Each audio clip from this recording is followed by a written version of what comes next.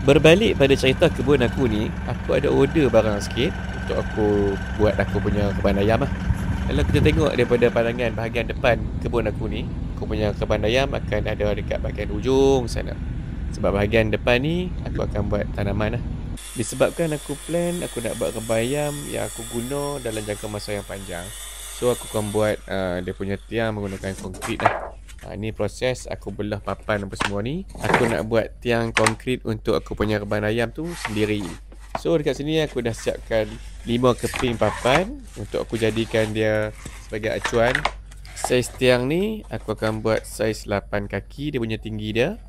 Dan dia punya ketebalan dia aku buat lebih kurang 2 inci ke 2 inci setengah macam tu lah. Untuk circular saw yang aku potong papan aku ni, aku beli kat Shopee je.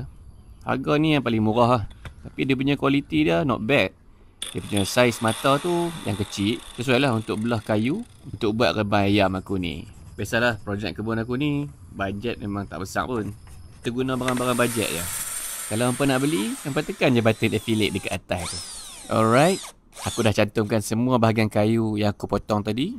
So dia akan jadi 4 acuan untuk aku tuang aku punya konkrit untuk aku jadikan tiang kebun ayam aku ni. Untuk bancuhan konkrit ni, aku menggunakan bancuhan 122, 1 bahagian simen, 2 bahagian pasir dan 2 bahagian batu. Ni bancuhan bajet tapi dia punya kekuatan tiang tu masih ada.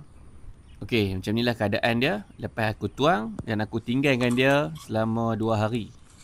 Kemudian kita boleh keluarkan acuan ni dan kita boleh pisahkan tiang dengan acuan. So acuan ni aku akan buka elok-elok.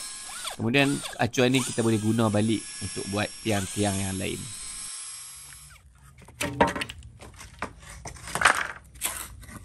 Alright. Bila kita dah buka semua acuan tadi, so macam inilah keadaan tiang konkrit aku yang bersaiz 8 kaki. Lebar dia 2 inci setengah kali 2 inci setengah.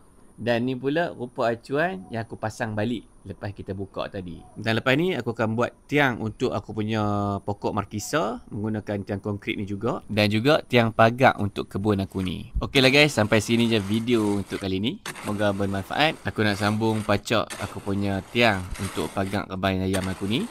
Jumpa lagi dalam next video. Assalamualaikum. Bye bye.